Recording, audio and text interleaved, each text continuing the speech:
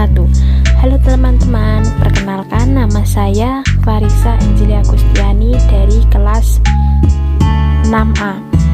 Di sini saya akan menjelaskan tentang konsep dasar pemecahan masalah matematika. Di dalam PPT ini terdapat beberapa materi. Yang pertama yaitu pendahuluan, yang kedua pengertian masalah matematika, yang ketiga klasifikasi masalah, yang keempat perbedaan soal latihan dan masalah, yang kelima tinjauan pemecahan masalah, yang keenam kesimpulan, dan yang ketujuh referensi. Baik, langsung mulai saja. Pendahuluan, pemecahan masalah merupakan inti dari pembelajaran matematika. Dalam proses ini, siswa tidak hanya dituntut untuk menyelesaikan soal, tetapi juga untuk mengembangkan keterampilan berpikir kritis, analisis, dan kreatif. Masalah matematika seringkali tidak memiliki prosedur penyelesaian yang langsung terlihat, tetapi siswa perlu mengeksplorasi berbagai strategi dan pendekatan. Kemampuan memecahkan masalah hanya penting untuk keberhasilan akademik, tetapi juga relevan dalam kehidupan sehari-hari.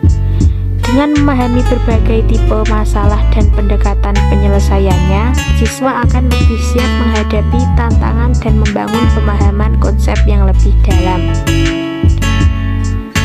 Melalui pembelajaran berbasis pemecahan masalah, diharapkan siswa menjadi lebih aktif, mandiri, dan reflektif dalam belajar matematika. Selanjutnya adalah pengertian masalah matematika. Masalah matematika adalah situasi atau pernyataan yang memerlukan solusi melalui penerapan konsep, prinsip, dan prosedur matematika menurut Polya 1973. Masalah matematika merupakan tantangan yang membutuhkan pemikiran kreatif dan strategi penyelesaian yang sistematis. Organisasi NCTM pada tahun 2000 menyebutkan bahwa masalah matematika tidak selalu memiliki jalan penyelesaian yang langsung, sehingga mendorong siswa untuk berpikir lebih dalam. Selanjutnya adalah klasifikasi masalah matematika. Yang pertama, masalah tertutup dan masalah terbuka. Yang kedua, masalah rutin dan masalah non-rutin. Dan yang ketiga adalah masalah satu solusi dan multi solusi. Yang pertama yaitu masalah terbuka dan masalah tertutup.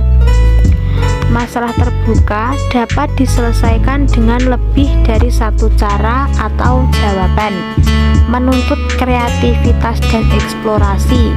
Contohnya, bagaimana cara membagi kue bundar menjadi 4 bagian yang sama? Banyak kemungkinan. Contoh lain, masalah terbuka memiliki lebih dari satu cara penyelesaian atau jawaban yang bervariasi tergantung pada pendekatan yang digunakan. Menurut Silver 1997.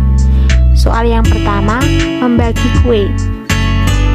Ibu memiliki sebuah kue berbentuk lingkaran. Ia ingin membagi kue tersebut menjadi 4 bagian yang sama besar. Jelaskan minimal 2 cara berbeda untuk membagi kue tersebut.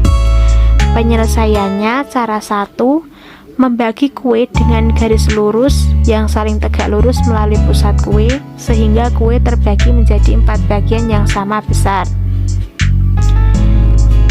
Cara kedua, membagi kue dengan 2 garis diagonal yang saling berpotongan di pusat kue, sehingga kue terbagi menjadi 4 bagian yang sama besar.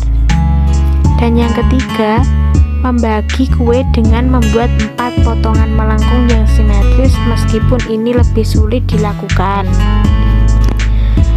Selanjutnya, masalah tertutup. Memiliki satu jawaban yang pasti, umumnya menggunakan operasi dasar atau penjumlahan, pengurangan, dan lain-lain. Jika kamu punya 5 apel dan memberikan 2, berapa sisanya? Contoh lain, Sebuah buku memiliki 15 halaman. Jika aku telah membaca 3 halaman, berapa halaman lagi yang harus aku baca? Jawabannya adalah 12. Yang kedua, jika aku memiliki 10.000 dan aku membeli sebuah pensil seharga 2.000, berapa uang yang aku miliki sekarang? Jawabannya 8.000. Contoh yang ketiga, sebuah kelas memiliki 25 siswa. Jika 5 siswa tidak hadir, berapa siswa yang hadir di kelas? Jawabannya 20. Selanjutnya adalah masalah rutin dan non-rutin. Masalah rutin diselesaikan dengan menerapkan rumus atau algoritma yang telah diajarkan. Fokus pada keterampilan prosedural. Contohnya, hitung luas segitiga dengan alas 12 meter dan tinggi 8 meter. Contoh soal. Ibu Rani memiliki sebuah kebun berbentuk segitiga. Kebun tersebut memiliki panjang alas 12 meter dan tinggi 8 meter. Berapakah luas kebun milik Bu Rani tersebut? Jawabannya adalah alas sama dengan 12 meter, tinggi sama dengan 8 meter. Ditanyakan luas, penyelesaiannya luas sama dengan setengah kali alas kali tinggi, sama dengan setengah dikali 12 dikali 8, jawabannya 48. Jadi luas kebun milik Ibu Rani adalah 48 meter persegi. Selanjutnya masalah non-rutin. Tidak bisa diselesaikan hanya dengan rumus langsung, memerlukan penalaran dan strategi pemecahan alternatif. Contoh, temukan cara lain untuk menghitung luas segitiga selain menggunakan rumus. Contoh soal, tentukan cara lain untuk menemukan luas kebun milik Ibu Rani pada soal sebelumnya. Cara 1, menggunakan kertas berpetak dan grid atau metode visual. Langkah-langkahnya yang pertama, gambarkan segitiga tersebut pada kertas berpola kotak atau grid dengan skala yang sesuai. Misalnya 1 kotak sama dengan 1 meter. Terus yang kedua, hitung kotak penuh di dalam segitiga. Selanjutnya, perkirakan luas kotak yang terpotong sebagian dengan menghitungnya sebagai setengah atau seperempat kotak. Jumlah seluruh luas kotak tersebut untuk mendapatkan luas total segitiga. Cara 2, menggunakan metode melipat kertas atau metode manipulatif. Langkah-langkahnya, potong kertas berbentuk persegi panjang dengan ukuran yang sama dengan alas dan tinggi segitiga. Misal 12 meter dikali 8 meter. Dua lipatan kertas tersebut menjadi 2 bagian secara diagonal sehingga terbentuk 2 segitiga kongruen. Selanjutnya, luas persegi panjang tersebut adalah luas sama dengan 12 dikali 8 sama dengan 96 meter persegi. Karena segitiga tersebut hanya setengah dari persegi panjang, luas segitiga tersebut adalah 96 dibagi 2 sama dengan 48 meter persegi. Selanjutnya masalah satu solusi dan multisolusi. Masalah satu solusi hanya ada satu jawaban benar, cocok untuk penguatan konsep dasar. Contohnya, 25 kelereng dikurangi 5 kelereng hilang sama dengan 20 kelereng. Contoh lain, toko maju menjual 24 buah pensil. Jika 8 buah pensil dibeli oleh seorang siswa, berapa buah pensil yang tersisa di toko maju? Jawabannya 16. Metode penyelesaiannya menggunakan operasi pengurangan, yaitu 24 dikurangi 8 sama dengan 16. Contoh yang kedua, salah satu kelas di SD makmur memiliki 30 siswa. Jika 10 siswa tidak hadir, berapa siswa yang hadir di kelas tersebut? Jawabannya 20. Metode penyelesaiannya menggunakan operasi pengurangan, yaitu 30 dikurangi 10 sama dengan 20. Yang ketiga, salah satu tanaman di kebun memiliki 15 daun. Jika 3 daun jatuh, berapa daun yang tersisa pada tanaman tersebut? Jawabannya 12. Metode penyelesaian menggunakan operasi pengurangan, yaitu 15 dikurangi 3 sama dengan 12. Selanjutnya, masalah multisolusi. Memiliki lebih dari satu jawaban atau cara yang benar. Melatih fleksibilitas berpikir. Contohnya, bagilah persegi 10 dikali 10 cm menjadi 2 bagian yang sama luasnya. Gunakan 3 cara berbeda. Langkah pengerjaannya, membagi dengan garis horizontal atau vertikal. Langkah pertama, gambar persegi dengan panjang sisi 10 cm. Langkah kedua, tarik garis horizontal atau vertikal tepat di tengah persegi. Misalnya, tarik garis horizontal pada ketinggian 5 cm dari dasar persegi. Langkah ketiga, garis ini akan membagi persegi menjadi 2 persegi panjang dengan ukuran 10 cm dikali 5 cm. Selanjutnya, luas. Setiap bagian memiliki luas 10 dikali 5 sama dengan 50 cm persegi, yang setengah dari luas total persegi, yaitu 10 dikali 10 sama dengan 100 cm persegi. Selanjutnya adalah perbedaan soal latihan dan masalah matematika. Tujuannya, soal latihan melatih keterampilan prosedural. Masalah matematika mengembangkan kemampuan berpikir kritis dan kreatif.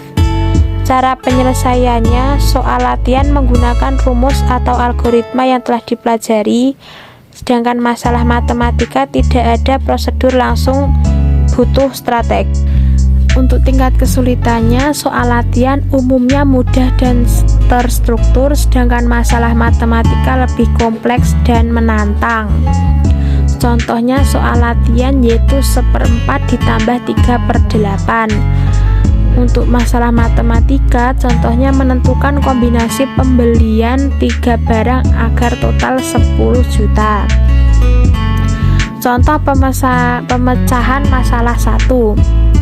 Yang pertama, sebuah toko menjual 3 jenis barang. Barang A 50.000, barang B 75.000, barang C 100.000. Target menjual 100 unit barang, total pendapatan 10 juta. Pertanyaannya, berapa unit A, B, dan C yang harus dijual? Strategi pemecahannya, pahami masalah, misalkan X sama dengan jumlah barang A, Y jumlah barang B, Z jumlah barang C. Selanjutnya, buat persamaan. X tambah Y tambah Z sama dengan 100. X 50.000 X ditambah 75Y ditambah 100.000 Z sama dengan 10 juta. Substitusi dan eliminasi. Dari jumlah unit Z sama dengan 100 dikurangi X dikurangi Y.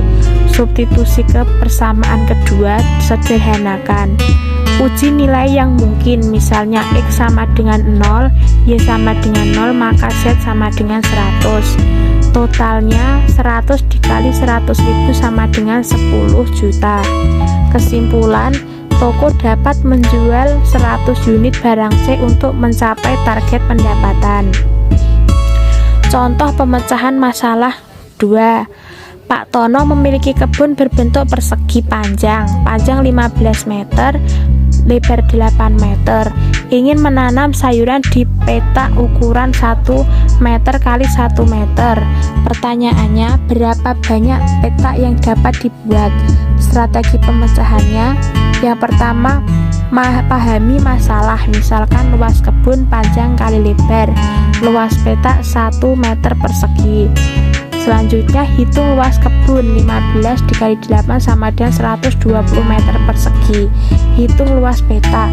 120 meter persegi dibagi 1 meter persegi sama dengan 120 peta.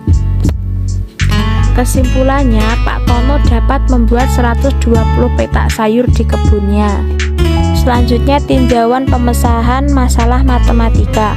Pemecahan masalah merupakan proses inti dalam pembelajaran matematika yang tidak hanya fokus pada hasil akhir, tetapi juga pada proses berpikir yang digunakan untuk mencapai solusi. Menurut para ahli, menurut Polya 1973, pemecahan masalah adalah proses menemukan solusi atas persoalan yang tidak dapat diselesaikan secara langsung. Menurut Lester 1983, mendorong siswa berpikir kritis dan kreatif dalam memahami konsep matematika. Dan menurut Kilpatrick DKK 2001, meningkatkan pemahaman konseptual dan strategi berpikir tingkat tinggi. Selanjutnya, pengembangan berpikir melalui pemecahan masalah. Yang pertama, berpikir kritis, menganalisis informasi yang diberikan, mengevaluasi strategi penyelesaian, dan memperbaiki kesalahan berpikir. Selanjutnya, berpikir analitis, yaitu memecah masalah kompleks menjadi bagian kecil, menggunakan logika dan hubungan antar konsep. Selanjutnya, berpikir kreatif, menemukan strategi penyelesaian baru, melihat pola dari berbagai pendekatan, dan membuat generalisasi dan hubungan baru.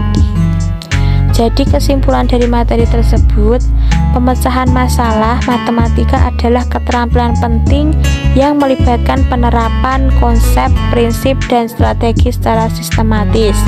Masalah matematika memiliki beragam tipe seperti tertutup dan terbuka, rutin dan non-rutin, dan satu solusi dan multi solusi. Pemecahan masalah membantu siswa mengembangkan berpikir kritis, analitis, dan kreatif, memahami konsep secara lebih mendalam, meningkatkan kemampuan menyusun strategi dan mengambil keputusan. Lebih dari sekedar menghitung, pemecahan masalah membekali siswa dengan keterampilan hidup yang relevan dalam berbagai konteks nyata. Demikian materi yang dapat saya sampaikan. Apabila ada salah kata, saya mohon maaf yang sebesar-besarnya.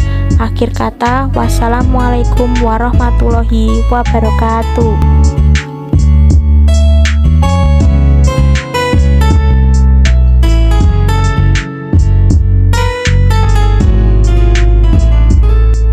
Thank you for watching.